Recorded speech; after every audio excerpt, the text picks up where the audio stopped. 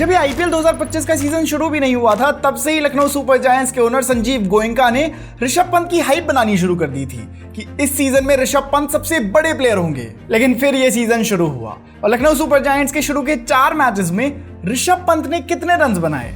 सिर्फ 19। 27 करोड़ का price tag और 4 मैचेस में सिर्फ 19 रन्स।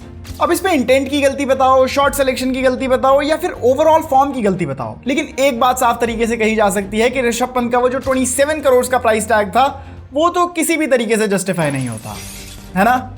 और इसीलिए सवाल आता है कि क्या ऋषभ पंत ओवररेटेड है, क्या वो ओवर प्राइस्ड है? और तभी मैं ये वीडियो बना रहा हूं जिसमें हम ऋषभ पंत की पूरी आईपीएल जर्नी को देखेंगे, उनके हर सीजन को देखेंगे और ये जानने की कोशिश करेंगे कि क्या ऋषभ पंत वाकई एक ओवररेटेड आईपीएल प्लेयर है। ऋषभ पंत की आईपीएल जर्नी की शुरुआत सुनोगे तो आप भी यही कहोगे कि यार ये तो किसी मूवी की कहानी लग रही है। 6 फरवरी 2016 बैंगलोर में आईपीएल ऑक्शंस हो रहे थे, जहां सभी आईपीएल टीम के ओनर्स इस कयास में आए थे कि कोई बड़े पोटेंशियल वाला प्लेयर उनकी टीम में आ जाए। और यहां से करीब 2000 किलोमीटर दूर बांग्लादेश के ढाका में खेला जा रहा था अंडर 19 वर्ल्ड कप, और आज मैच था इंडिया और नमीबिया के बीच। और इंडिया की इसी अंडर 19 टीम में खेल रहे थे 18 साल के यंगस्टर ऋषभ पंत, जो इस मैच में तगड़ी फॉर्म में थे। और उन्होंने इस मैच में नमीबिया के सारे बॉलर्स को धो दिया और जड़ दी एक मैच विनिंग सेंचुरी। वहां ऋषभ ने एक सेंचुरी लगाई और यहां बैंगलोर में चल रहे आईपीएल ऑक्शन में सभी आईपीएल टीम के ओनर्स, सारी मैनेजमेंट्स ऋषभ पंत के नाम को लेकर क्यूरियस होने लगी। अब ऑलमोस्ट सारी टीम्स ही ऋषभ पंत को अपनी टीम में लेना चाहती थी, और जब ऋषभ पंत का नाम आया तो उनका बेस प्राइस था 10 लाख रुपीस। लेकिन अब उनके नाम के पीछे इतनी ज्यादा हाइप आ गई थी कि उनकी बोली एक के बाद एक लगने लगी और उनका प्राइस 10 लाख रुपए से शुरू होकर पहुंच गया 1 करोड़ 90 लाख रुपए तक। और इस तरह से दिल्ली डेयरडेविल्स की स्क्वाड को ज्वाइन करा ऋषभ पंत ने। लेकिन अब एक सवाल था कि क्या ऋषभ पंत अपने 1 करोड़ 90 लाख रुपीस के प्राइस को जस्टिफाई कर पाएंगे या फिर वो साबित होंगे over priced. Fast forward 2 months, Rishabh Pant अपना आईपीएल डेब्यू करते हैं। पहले मैच में 5th पोजीशन पर बैटिंग करते हैं, फिर दूसरे मैच में 8th पोजीशन पर, और तीसरे मैच में जाकर उनको मौका मिलता है फाइनली अपनी टीम के लिए ओपनिंग करने का, जहां उनके ओपनिंग पार्टनर रहने वाले थे क्विंटन डी कॉक। इन सामने ओपोनेंट थी टेबल टॉपर्स गुजरात लायंस। और इस सिचुएशन में मानो ऋषभ पंत ने गर्दा उठा दिया। 9 चौके और 2 छक्के, 40 बॉल में 69 रन जड़ दिए। साथ ही डी कॉक के साथ 100 रन से ज्यादा की पार्टनरशिप जोड़ दी। और जिस तरह के फियरलेस ढंग से ऋषभ ने उस दिन बैटिंग करी, उन्होंने experience player Quinton de Kock को भी आउटशाइन कर दिया। जहां क्विंटन डी कॉक बाद में इनिंग को एंकर करने का रोल निभा रहे थे और ऋषभ पंत कर रहे थे एक्सेलरेट। ऋषभ पंत इस मैच में उस वक्त के 2nd यंगेस्ट प्लेयर बन गए जिन्होंने एक आईपीएल 50 बनाई हो। और इसी तरह से उन्होंने 17 ओवर के अंदर ही दिल्ली को यह मैच जिता दिया और अनाउंस कर दिया अपना आईपीएल अराइवल। और उसी के साथ ये भी प्रूव कर दिया कि वो जो मेरे लिए ओवर द टॉप प्राइस पे किया गया था ना, जिसके लिए इतने सवाल उठ रहे थे कि क्या ऋषभ पंत ओवर प्राइस्ड होंगे या नहीं, क्या एक अनकैप्ड प्लेयर को इतना पैसा देना सही होगा या नहीं, उसके लिए आई एम वर्थ इट। इसी तरह का एक चैलेंज फिर उनके सामने आया 2017 में, जब उनके सामने ओपोनेंट एक बार फिर आई गुजरात लायंस। और इस बार गुजरात लायंस ने पहले बैटिंग करते हुए बना दिए 208 रन। और उस टाइम पर दिल्ली डेयरडेविल्स के लिए इतना बड़ा स्कोर चेज कर पाना ऑलमोस्ट इम्पॉसिबल था। मैं ऐसा इसलिए कह रहा हूं क्योंकि उस पॉइंट ऑफ टाइम तक इतना बड़ा स्कोर सिर्फ एक बार चेज हुआ था, और वो भी आईपीएल के पहले सीजन में 2008 में हुआ था। तो अब दिल्ली इस मैच में इतना बड़ा स्कोर चेज कर ले, ऐसा किसी को रियलिस्टिकली लग नहीं रहा था। लेकिन फिर फील्ड पर आता है एक 19 साल का फियरलेस लड़का जिसकी डिक्शनरी में इम्पॉसिबल वर्ड ही नहीं था। फिर अगले ओवर में लगातार 2 सिक्सेस और 1 चौका। हर ओवर में इसी तरह का धमाका, और उन्होंने मार दिए थे 9 छक्के और 6 चौके, और 43 बॉल्स में पूरे कर दिए थे 97 रन्स। और वहां जाकर भी अपनी इंटेंट को रोका नहीं और अपनी इंटेंट पे डबल डाउन किया। ऋषभ भले ही फिर 97 रन्स पर ही आउट हो गए हों, लेकिन तब तक उन्होंने वो कर दिया था जो अपनी टीम को जिताने के लिए जरूरी था। और इस तरह ऋषभ की बैटिंग के दम पर दिल्ली ने स्कोर चेज कर लिया सिर्फ 17.3 ओवर्स में, जो उस टाइम पर अपने आप में ही एक बड़ा रिकॉर्ड था। और आज जो ऋषभ ने बैटिंग क्लास दिखाई थी, उससे इंप्रेस होकर सचिन तेंदुलकर ने ये ट्वीट करा था कि this is one of the best innings I have seen in the IPL and that includes all 10 seasons. जब खुद गॉड ऑफ क्रिकेट आपके लिए ऐसी बात कहें तो समझ जाओ कि यू आर वर्थ इट। अब ये देख के आपको लग रहा होगा कि अच्छा ये था ऋषभ पंत का बेस्ट आईपीएल सीजन, तो इसका जवाब है नहीं। ऋषभ पंत का बेस्ट आईपीएल सीजन तो अभी आना बाकी था। ऋषभ पंत के पूरे आईपीएल करियर का बेस्ट सीजन रहा उनका 2018 का सीजन, जिसमें वो टोटल डिस्ट्रक्शन मोड में चले गए थे। अब आ गया था आईपीएल 2018 और इस सीजन में ऋषभ पंत अनलॉक कर लेते हैं एक अलग पीक परफॉर्मेंस। जब दिल्ली का मैच आया सनराइजर्स हैदराबाद के अगेंस्ट, तो सनराइजर्स हैदराबाद के बॉलर्स ऐसे थे कि उनके सामने कोई भी बैटिंग लाइनअप कांपने लग जाए। भुवनेश्वर कुमार, शाकिब अल हसन और राशिद खान जैसे किलर्स थे। और इनके सामने कोई भी बैटर सेफ नहीं था। और इसी तरह से उन्होंने दिल्ली के बैटर्स को भी एक के बाद एक डिसमेंटल करना शुरू करा। जब दिल्ली की 2 अर्ली विकेट्स गिर गई तब साथ में बैटिंग करते हुए दिखे श्रेयस अय्यर और ऋषभ पंत। और यहाँ पे इन दोनों के बीच में एक बॉल पर ऐसी कंफ्यूजन, ऐसा मिक्सअप हुआ कि उसी मिक्सअप के चक्कर में श्रेयस अय्यर हो गए रन आउट। और 10 ओवर के एंड में दिल्ली का स्कोर था सिर्फ 52 रन्स फॉर 3 विकेट्स। और यहाँ ऋषभ भी थोड़ा स्ट्रगल करते हुए दिख रहे थे, जहां उन्होंने 23 बॉल खेल ली थी लेकिन रन्स बने थे सिर्फ 24।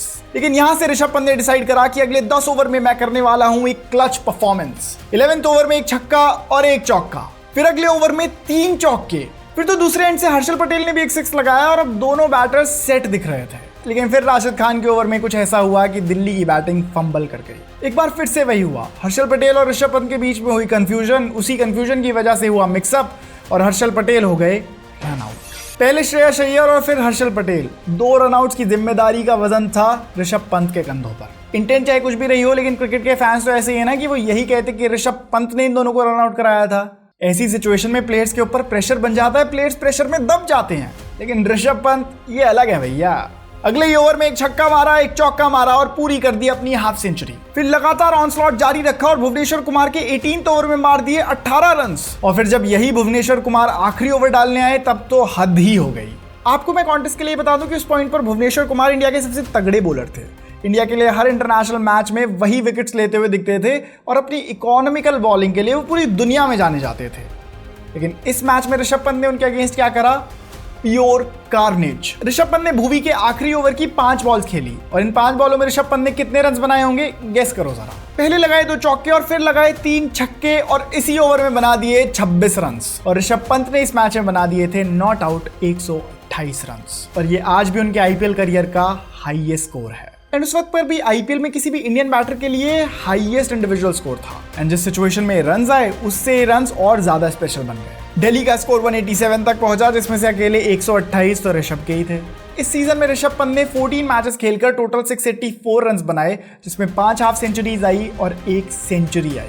और इसी के साथ वो इस सीजन की ऑरेंज कैप लिस्ट में 2nd पोजीशन पर थे। And with this again Rishabh proved that I am worth it. यहां से ऋषभ का करियर फास्ट ट्रैक हो जाता है, जहां वो इंटरनेशनल करियर में भी शाइन करने लगते हैं। इवन 2019 के ओडीआई वर्ल्ड कप में भी इंडियन टीम का हिस्सा बनते हैं और यहीं पे ऋषभ बनते हैं rising star of the squad. As a wicket keeper वो कई रिकॉर्ड्स बनाते हैं, जहां टेस्ट क्रिकेट में उन्होंने एक इंडियन विकेट कीपर के तौर पर सबसे तेज 50 डिसमिसल्स पूरे करे थे। साथ ही वो ऐसे इंडियन विकेट कीपर बैट्समैन भी बन गए जिन्होंने टेस्ट क्रिकेट में सबसे तेज 1000 रन के माइलस्टोन को पूरा करा हो। और इन्हीं रीजंस की वजह से ऋषभ पंत को एमएस धोनी की एक सक्सेसफुल रिप्लेसमेंट के तौर पर भी कंसिडर किया जाने लगा। बीच में फॉर्म डिप भी हुई, लेकिन वो अक्सर अपनी फॉर्म को चकमा देते हुए किसी मैच में ऐसी परफॉर्मेंस दे जाते थे कि लगता ही नहीं था कि ये कभी आउट ऑफ फॉर्म भी हुए थे। और ऐसी एक परफॉर्मेंस उन्होंने दी हिस्टोरिक गैबा टेस्ट में, जहां से उन्होंने इंडिया की टेस्ट बैटिंग को ही रीडिफाइन कर दिया और एक इम्पॉसिबल जैसे मैच को अपनी क्लच परफॉर्मेंस की वजह से इंडिया के लिए जिता दिया। एंड इस गैबा विक्ट्री के साथ ही ऋषभ पंत का एक इंटरनेशनल क्रिकेटर के तौर पर कद काफी बढ़ गया। साथ ही कंसिस्टेंटली उनकी आईपीएल परफॉर्मेंसेस तो आती रही और इसी वजह से दिल्ली कैपिटल्स ने उनको अपनी टीम का कैप्टन भी बना दिया। अब उनको फ्यूचर क्रिकेट स्टार के तौर पर नहीं देखा जाता था, क्योंकि वो प्रेजेंट में ही एक बड़े स्टार बन चुके थे और अब इंतजार था 2023 के ओडीआई वर्ल्ड कप का। लेकिन फिर तभी ऋषभ पंत की जिंदगी में आता है वो डार्क डे, जिसने उनकी जिंदगी को पूरी तरह से बदल दिया। 30 दिसंबर 2022 ऋषभ पंत की गाड़ी एक भयानक एक्सीडेंट का हिस्सा बनती है, जिसमें ऋषभ पंत का सरवाइव कर पा लेना ही किसी मिरेकल से कम नहीं था। पूरा देश इस न्यूज को सुनकर मानो दंग रह गया था और इसका यही मतलब था कि उनका क्रिकेटिंग करियर तो अब ओवर हो गया है। उनका क्रिकेट करियर तो छोड़ो, अब ये भी एक बड़ी चीज मानी जा रही थी कि क्या ऋषभ कभी 2 पैरों पे चल भी पाएंगे या नहीं, क्योंकि काफी लंबे टाइम तक तो ऋषभ बिना सपोर्ट के चल भी नहीं पा रहे थे। आप सोचो कि किसी प्लेयर के लिए इससे टफ फेज और क्या होगा। पहले तो पूरी जिंदगी मेहनत करके किसी तरीके से क्रिकेट के हाईएस्ट लेवल तक पहुंचो और फिर एक एक्सीडेंट और आप वापस आ जाते हो ग्राउंड जीरो पर। अब यहाँ पर कोई भी दूसरा प्लेयर होता तो वो इसी बात में संतुष्टि ढूंढ लेता कि चलो बच गए, काफी है, अब कमेंट्री करके जो पैसे बना लेंगे उसी में खुश रह लेंगे। लेकिन ऋषभ तो अलग है ना भैया। उन्होंने यहाँ से अपने कमबैक का एक कैलकुलेटेड रोड मैप बनाया और कमबैक की तैयारी शुरू कर दी। और एक इम्पॉसिबल जैसी रिकवरी के बाद सिर्फ 1.25 साल के बाद वो वापस खड़े थे अगेंस्ट ऑल ऑड्स आईपीएल 2024 में। जब ऋषभ पंत पहली बार आईपीएल 2024 में बैटिंग करने आए तो इन विजुअल्स पे विश्वास ही नहीं हो रहा था कि यार अभी कुछ वक्त पहले तक जो प्लेयर एक व्हील चेयर पे था या फिर सिर्फ क्रचेस के साथ चल पाता था, अब वो आईपीएल में बैटिंग कर रहा है, विकेट कीपिंग कर रहा है, इतनी रिस्की डाइव्स मार रहा है। और ऋषभ पंत जब इस सीजन में बैटिंग करने आए तो वो सिर्फ सेरेमोनियल बैटिंग करने नहीं आए, वो डोमिनेट करने आए। आते ही तीसरा मैच जो खेला उसमें मार दी हाफ सेंचुरी, फिर उसका अगला मैच जो खेला उसमें भी मार दी हाफ सेंचुरी, और इस बार तो 220 के स्ट्राइक रेट के साथ। इनफैक्ट अब तो वो टी20s में और ज्यादा डेडली फॉर्म में दिख रहे थे। गुजरात के अगेंस्ट नॉट आउट 88 रन बनाए और इस तरह सीजन को एंड करा 446 रन बनाकर। और इस परफॉर्मेंस के बारे में सुनने के बाद आप मुझे बताओ कि क्या ऋषभ पंत ओवररेटेड है या फिर करेक्टली रेटेड है और वर्थ इट है। और अगर आपके लिए ये भी काफी नहीं था तो इसके बाद वो T20I वर्ल्ड कप में गए, इंपैक्टफुल परफॉर्मेंसेस दी और इंडिया के लिए T20I वर्ल्ड कप जीता। एंड जहां एक साल पहले तक पता भी नहीं था कि वो कभी क्रिकेट फिर खेलेंगे भी या नहीं, अब वो वर्ल्ड कप विनिंग स्क्वाड का हिस्सा थे। एंड ये कमबैक की जर्नी हमें ये बताती है कि ऋषभ पंत के अगेंस्ट चाहे कितने भी ऑड्स क्यों ना खड़े कर लो, लेकिन एंड में हर बार ऋषभ पंत ही टॉप पर नजर आते हैं। और उनकी इन्हीं क्वालिटीज की वजह से जब ऋषभ पंत इस बार आईपीएल ऑक्शंस में आए तो सभी टीम्स उन्हें अपनी टीम में लेना चाहती थी, और लखनऊ सुपर जायंट्स ने इसी सिनेरियो में उनके ऊपर 27 करोड़ रुपीस की बिड लगा दी और खरीद लिया उनको अपनी टीम के लिए। ऋषभ को एलएसजी का कैप्टन बनाया और ऋषभ की आईपीएल 2.0 जर्नी शुरू कर दी। और यहाँ पे मैं ऑनेस्टली बताऊं तो मैं ऋषभ पंत का तो फैन हूँ, लेकिन जिस तरीके से संजीव गोयनका उनकी हाइप बना रहे थे वो चीज़ मुझे इतनी अच्छी नहीं लग रही थी, क्योंकि जिस तरीके से उन्होंने 2016-17 में धोनी को ट्रीट करा था उसे मैं तो नहीं भूल सकता। अगर आप भी इसी सिचुएशन में हो कि आप ऋषभ पंत के तो फैन हो लेकिन उनके टीम ओनर संजीव गोयनका के फैन नहीं हो, तो कमेंट में जरूर बताना। खैर फिर आया आईपीएल 2025 और इस सीजन में अब तक तो ऋषभ पंत की बैट के साथ कोई जोरदार परफॉर्मेंस नहीं आई है, लेकिन हम श्योर की जल्दी ही आ जाएगी। पहले 4 मैच में सिर्फ 19 रन आए हैं, जो कि उनके प्राइस को तो किसी तरीके से जस्टिफाई नहीं करता, और जो उन पे मीम्स बन रही है वो भी काफी फनी है कि उनका 1 रन कुछ 1 करोड़ से ज्यादा का है और पता नहीं क्या क्या मीम्स आ रही हैं। और मीम्स का यही है कि यार मीम्स और ट्रोलिंग एक लेवल तक की जाए, एक हद तक की जाए तो अच्छी लगती है, लेकिन जब वो ज़्यादा एक्सट्रीम पे ले आती है तब मुझे लगता है कि हम एक वो टॉक्सिक स्पेस में पहुंच जाते हैं जहां हम अपने ही देश के स्टार्स को हेट करने लग जाते हैं for no reason. For IPL league जो सिर्फ 2 महीनों के लिए आती है उसके लिए हम अपने नेशनल हीरोज़ को नहीं भूल सकते यार। आई मीन वो हमारे देश में नेशनल प्राइड लेके आते हैं, वर्ल्ड कप्स लेके आते हैं यार, उससे ज़्यादा हमें और क्या चाहिए। मैं तो चाहता हूँ मत बनाओ भाई एलएसजी के लिए, उनको उस बंदे के पैसे वेस्ट होने चाहिए। मुझे क्यों तोड़ा? चलो उठाओ। हाँ, लेकिन ये मेंशन करना जरूरी है कि ऋषभ पंत चाहे बैटिंग से इतना परफॉर्म नहीं कर पा रहे हो, लेकिन उनकी कैप्टनसी जबरदस्त चल रही है बॉस।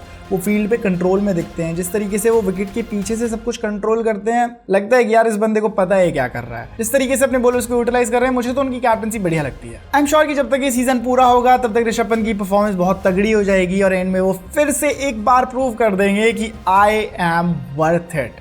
और तब आप भी इस वीडियो पे आना और वापस से कमेंट करना है कि हाँ मैं सही कह रहा था, Rishabh Pant is definitely worth it. दोस्तों इस वीडियो में बस इतना ही। हमने ऋषभ पंत की पूरी आईपीएल जर्नी भी नहीं देखी, लेकिन हमने मोटे मोटे तौर पर देख लिया कि क्यों ऋषभ पंत के लिए जो भी प्राइस टैग लगाओगे वो सही है बॉस, वो जस्टिफाइड है, क्योंकि ये उस लेवल का प्लेयर है, उस कद का प्लेयर है कि ये मैच को कभी भी पलट सकता है।